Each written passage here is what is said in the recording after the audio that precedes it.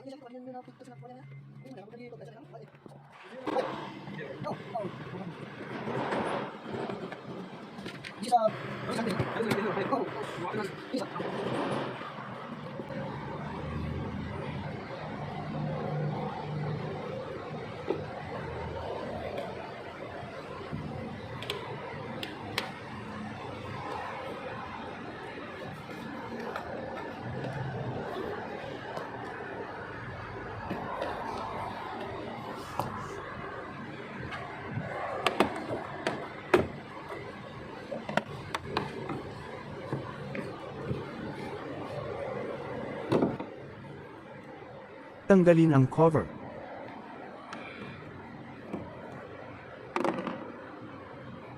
Kugatin ang cabin air filter.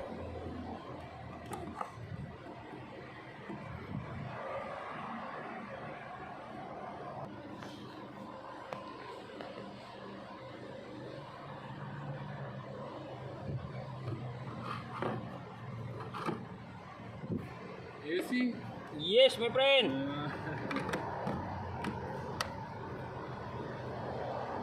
So, nasa machine na nakabir.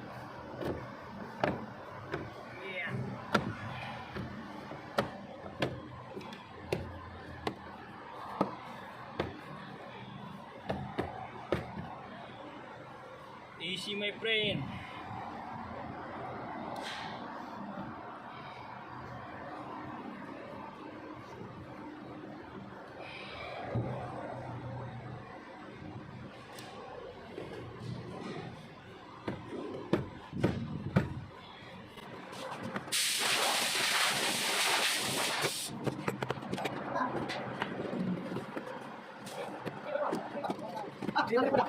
Yeah.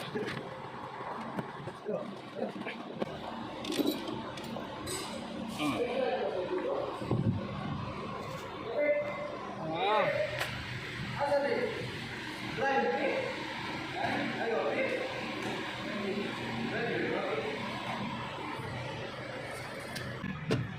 Andras.